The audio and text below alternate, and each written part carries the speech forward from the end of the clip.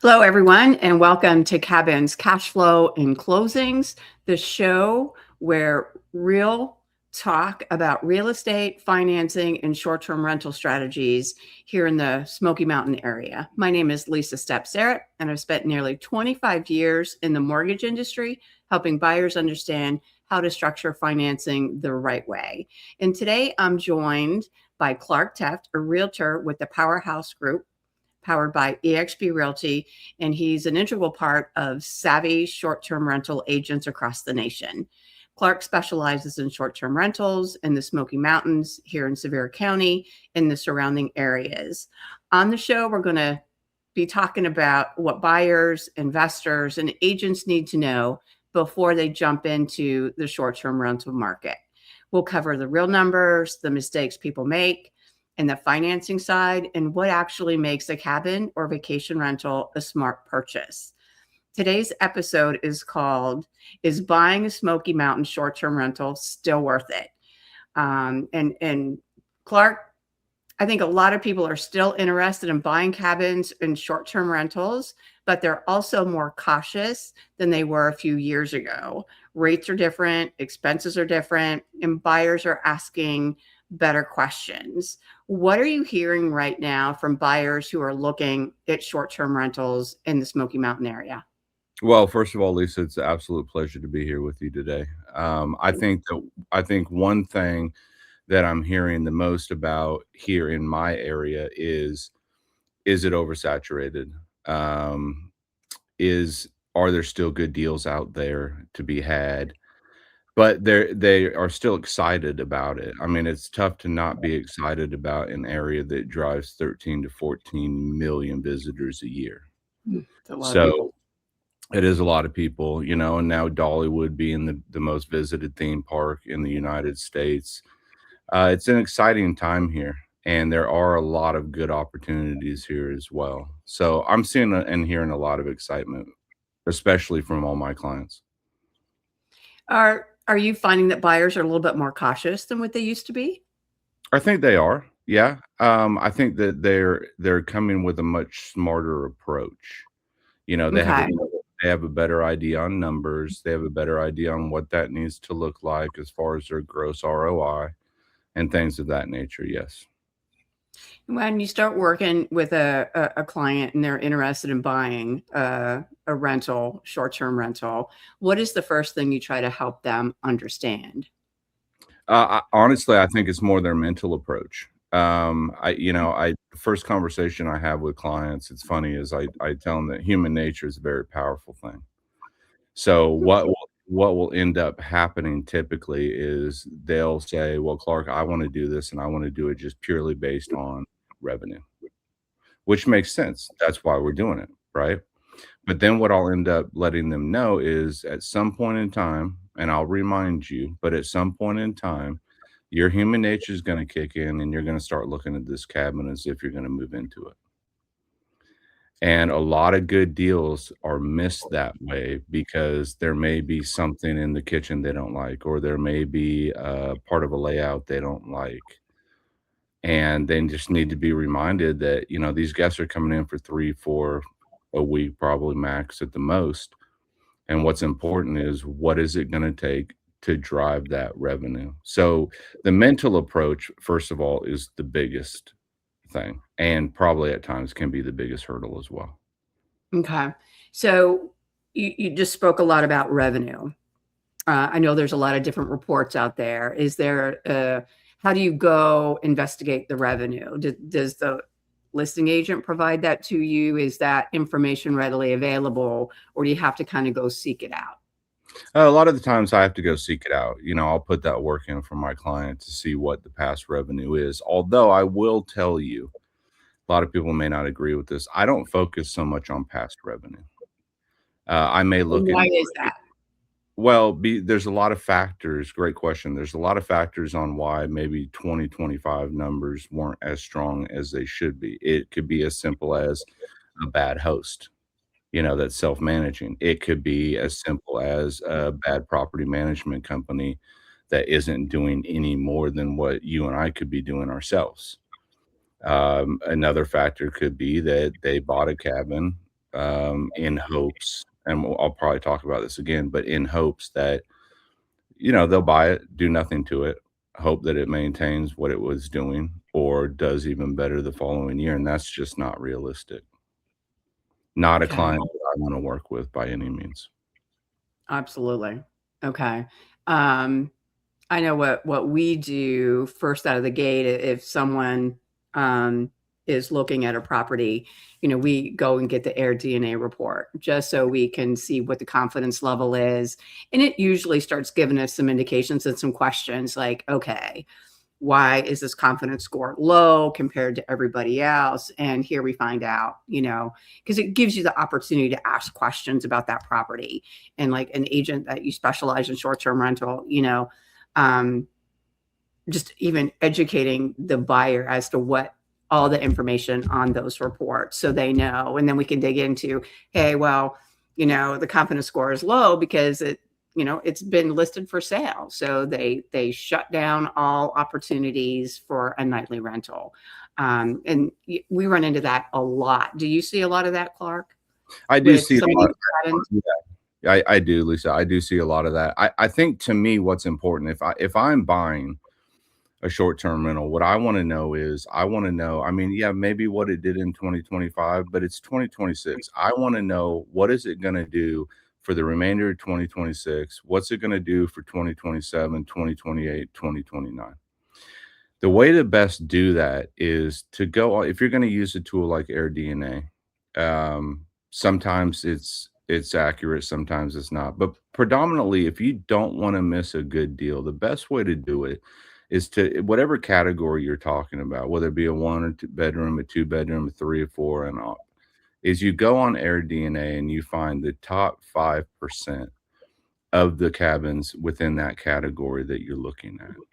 And you ask yourself, okay, do I have a proper design budget? Do I have a proper renovation budget to where I can then go in and make what I'm looking at or purchasing, can I match this top 5% and or even exceed it? If you Okay. take that approach to your short-term rental cabin, you're gonna win 100% of the time. Okay. Now you just mentioned like a renovation budget. When you're working with someone, explain that to me a little more and what and why you recommend that. Well, you have to have a design budget. I'll tell you this right now, a lot of, you may ask this later, but a lot of the times, what I don't like to see is I don't like clients to come in without a design budget. Now, whether they're gonna use a designer, which I recommend if they're out of town, or whether they're gonna do the work themselves, work has to be done to any cabin. So, and I don't mean to veer off, but, a lot of people will say, "Okay, Clark, is your area saturated?" No, my area is not saturated. My area is competitive. If you want to win in this area, you have to be competitive, and that's where the design budget comes in. Okay. Amenities are critical. And what type of properties are getting the most attention today? The one with the most amenities. I Does it mean, have I'm sure. does that mean it's a pool? Like what are some of the top amenities that everybody wants at the moment? Well, let me ask you this question. You booked an Airbnb, right? Yes. Okay, when you go on to book an Airbnb, how many photos do you go through until you go to the next Airbnb? I'm gonna guess probably 4 to 6. Yeah, because it depends on we have a large family and everybody's so different. There has to be a pool table. If Okay, there's a putting green, because we've got like 7 adult kids, and if they're all going, we have a lot of people to appease. sure. So, but I don't necessarily need the indoor pool. But location, fire pit outside, not so much a hot tub for me personally. Um, but it I just will depends. I will tell you, Lisa, in my area, hot tub is a must. I mean, that's just something that has to be there. But amenities, see, the thing is you can design it right to the point where, for instance, a game room, right? Mhm. You cannot overdo a game room. There should be colors, there should be neon signs, there should be arcades, there should be things happening like you feel like you're walking into an arcade. Oh, wow, and I've seen some of those, and Yeah, and some people, do a great job with their arcades.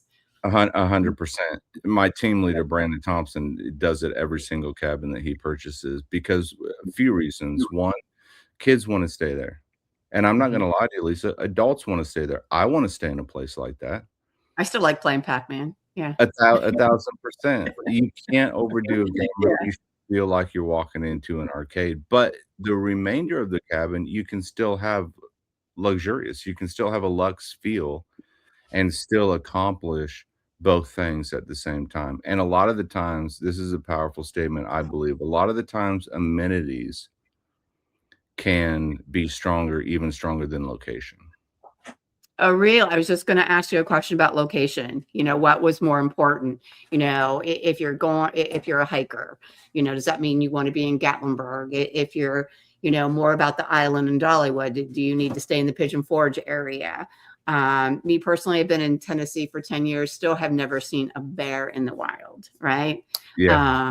I see them all over the face, all over Facebook, but, never been in a cabin, and you see the locked garbage cans, and there's bears around. So location doesn't necessarily matter.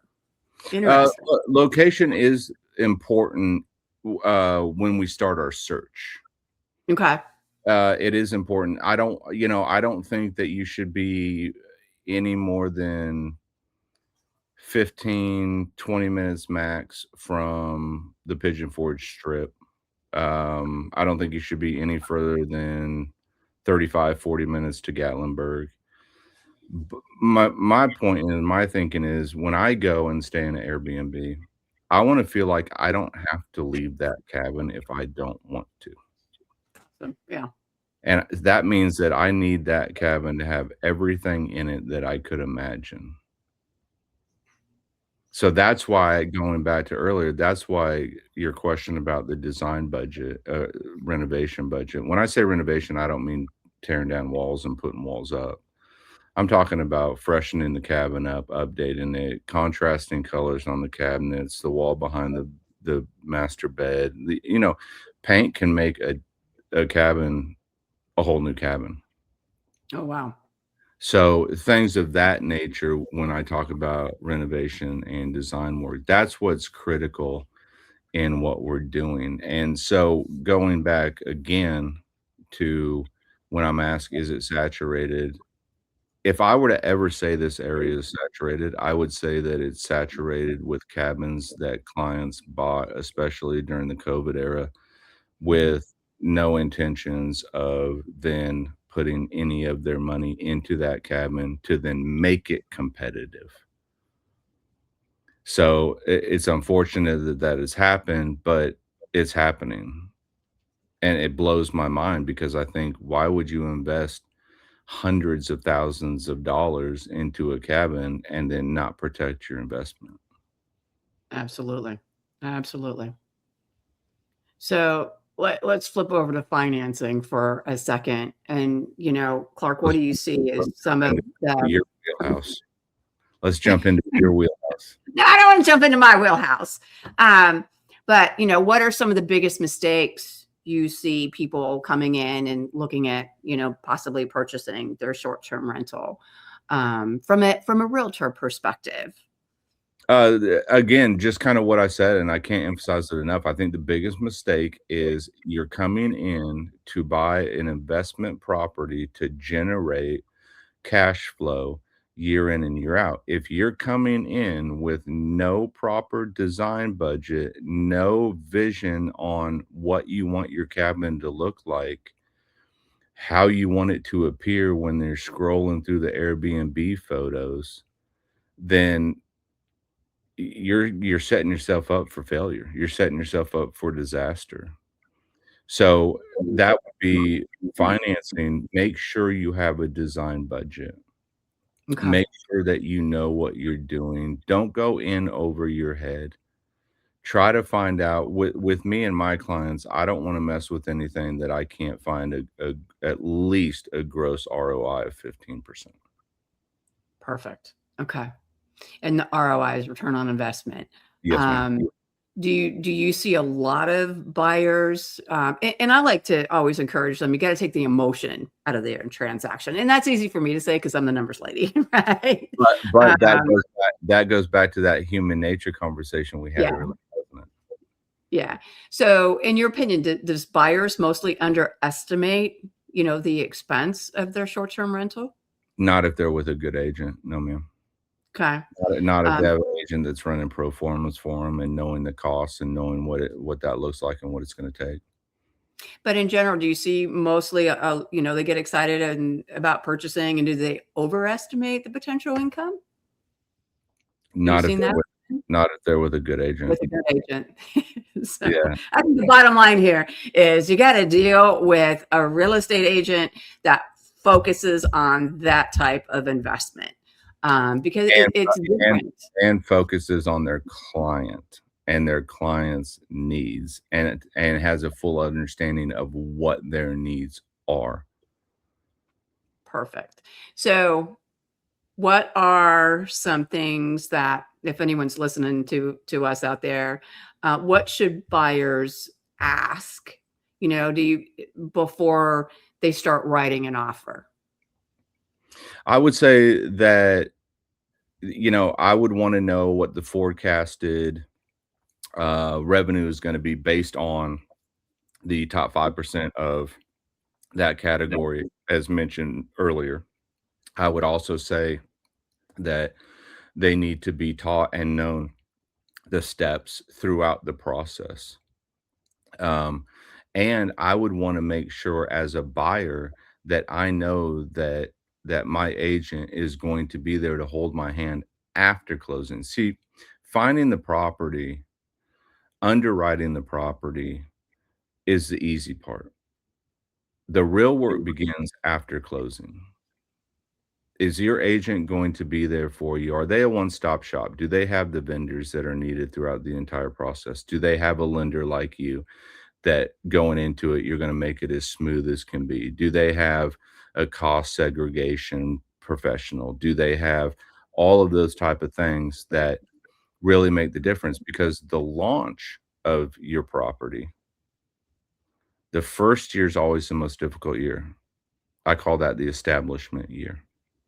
Probably won't be your best year, but it won't be a bad year. But do you have the professional photographers? Do you have things that are in place that your agent can say, "Okay, here's the first call we make. Here's the second call we make. Here's the third call we make. Here are some sources and some resources that I want you to call and interview to make sure that you're comfortable with them in what they're doing."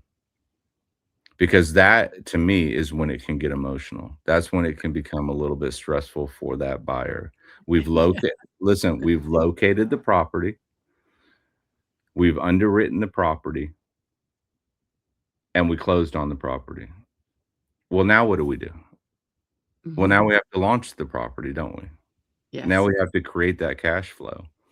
So and that's fun. That's fun part for me. Okay. So I'm going to back up just a little bit. With these short-term rentals, a lot of people don't realize what type of financing is available. I get a lot of questions. Hey, I only have 5% to put down. Um, if it's a true nightly rental, it is hard pressed to find something that doesn't require 25% down. Do they pop up? Absolutely. Are they still hard to get? Absolutely. Because if you are an investor and you do not want to use your personal income, it all becomes about the revenue that property makes, which the Air DNA report comes in. Throughout the lending process, there's absolutely an appraisal and a short term rental dollar amount given by the appraisal, but a lot of times people just doesn't understand like the different financing options that are absolutely out there. You can finance them as a second home if you have enough income and assets to support everything. If not, it's called DSCR financing, debt service coverage ratio, which allows the 25% down, but that property performs all by itself. You're only bringing in your asset that is going to be the down payment and the closing cost in those loan programs. And they're absolutely phenomenal. And every day we're getting something better. If you are currently a cabin owner, we now have a second lien. If you have a low rate, but you want to go buy some more short-term rentals, now we have options. They give you a second mortgage on one cabin to go finance your other one. So that's actually really exciting. That's actually brand new. So Clark, how does it help you as a realtor when the buyer has already talked to a lender who understands short-term rental financing? Oh, it's huge. And why is it huge? Because it takes 5 steps out of the equation, and Awesome. they're comfortable knowing that they have a lender that they can trust. I mean, I would say probably over 60% of my clients are on a DSCR. Awesome. Yeah. It's easier, it streamlines, there's less Yep. documentation needed, all of that. And if the lender feels comfortable with that cabin based on how a DSCR loan works, that's just giving more confidence in the revenue that that cabin can drive. But Absolutely.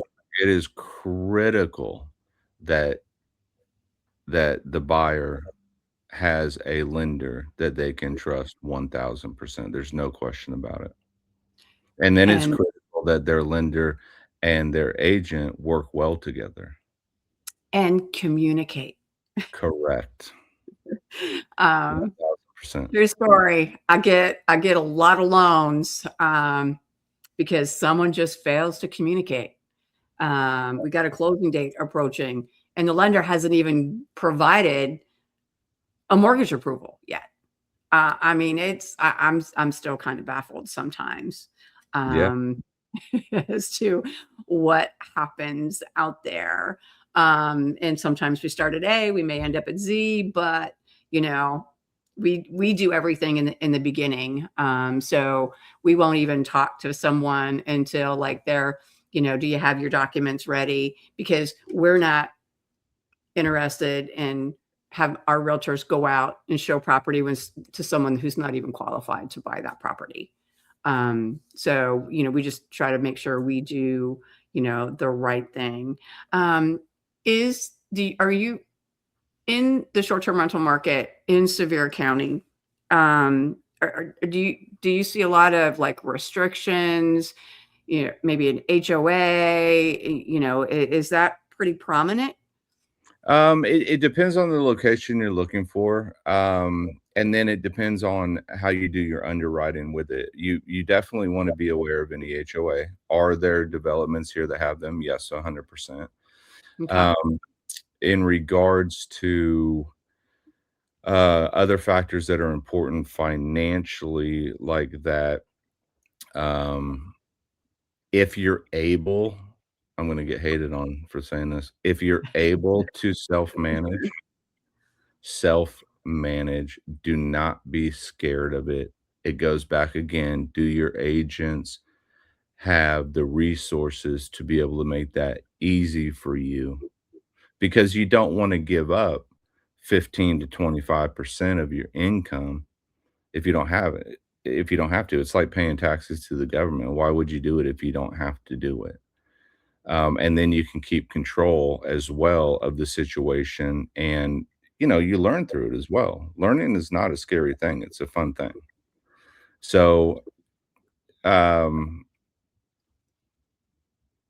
I would say that that is an important detail as well. You asked about HOA. What else did you ask about? Just if that's like more predominant now, with these, because I know that there's different like communities.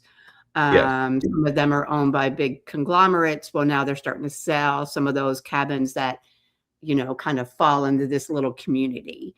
I've run across that, and, some restrictions there. If you buy this cabin, you have to use this management company, depending on Yeah, location. I avoid those. And I've seen that. And some management, it's just like everything. Some people are better than, others, but it's not, you just, I don't remember what your words were, but what did you call that first year? The first year is the most important. The establishment year. Yeah, the establishment year. And, Yeah, people think that, you're going to have to work it a little bit and make sure you work with a great agent like yourself that has that experience to help these buyers, when they get that process started. Most important thing when the process started is make sure you know what kind of financing you're going to go after. 1,000. Um, and I also, when you're dealing with a short-term rental, um, in a lot of people like to buy them as an LLC, which is totally allowable. However, when you're purchasing in the state of Tennessee a short-term rental, make sure you have a conversation with your CPA, your attorney, because you will pay tax annually on that revenue, because Tennessee is a tax-free state. They got to get their money from somewhere, so they're getting it from businesses. So that's always a little caveat that when I start my conversation with folks, hey, are you going to purchase this in your own name? You're going to put it in an LLC? Do you understand why you want the LLC, or can you just add an umbrella? So that could be a whole additional podcast. Yes, that's a great On point. those kind of things. But that's why you deal with people that, work within a short-term rental community based on state. What is the state law? What's actually in your best interest? And Clark, just to kind of recap it, if someone's looking to buy in the next 90 days, what's your words of advice to them? Let's make sure we got our ducks in a row. Let's make sure that, like you said, we're not too emotional. Let's make sure we're revenue driven. I mean, it's different if you wanna buy a cabin and stay in it for, 3 to 4 months out of the year. I get it. That's a different approach. If it's revenue driven, let's make sure that we underwrite it properly. Don't be afraid of HOAs. HOAs aren't necessarily a bad thing because, street maintenance, landscaping, different things of that nature. Just make sure it's underwritten well, that's added in, and we know the figures. I would say some of the most important things to this game or this industry would be don't shortcut on anything. Don't have a design budget prepared. Understand the importance of professional photography and why that is so critical when you're posting on Airbnb. Understand that, as far as cost segregation, that's a huge thing right now since the big beautiful bill was passed. So because of that, now people are coming more out of the woodwork saying, okay, now I want to get involved. Start now. You asked about the next 90 days. Start now. Do not wait until October, November, December and think that this is just going to be easy. It's not. As far as timing wise, it's easy to do, but don't wait. And you're going to make it difficult if you start in November. I'll just tell you that it happened to me last year with like 10 different clients. Well, what is really exciting is there's still a ton of opportunity in the Smoky Mountain short-term rental market. And, but the buyers who win are usually the ones who ask the better questions. They run Yeah. the better numbers, and they're surrounding themselves with the right people before they even get out there and start shopping. And Clark, that's where you come in, your short-term rental market expertise. I bring the mortgage and financing side. So together we want to help buyers, investors, and agents better understand how these deals actually work. And if you're thinking about buying or selling or financing a short-term rental property in the Smoky Mountains, or actually pretty much anywhere, because you are part of Savvy, short-term rental agents, which are nationwide, Yes. you can actually help them, in various locations. Yeah, 100%. And both of us would be happy to, help get you started, even if it's just a question and answer, a quick 15-minute phone call. So, Clark, I want to thank you very much. I do want to bring up your contact information. So if anyone is actually, watching us here, the best way to reach you, Clark, is on your cell phone. Is that correct? Yes, ma'am, and then there's also my calendar there if they want to go ahead and just book a time to chat, that they can do that as well, and then I'll call them whatever date, time that they chose. Okay. And, if you're listening to us, if you want to book directly with Clark, that URL is www.savvy, SAV as in Victor, V as in Victor, Y, period, realty /Clark, CLARKE. And his phone number is area code 843-422-9060. Clark, I want to thank you very much for joining me today.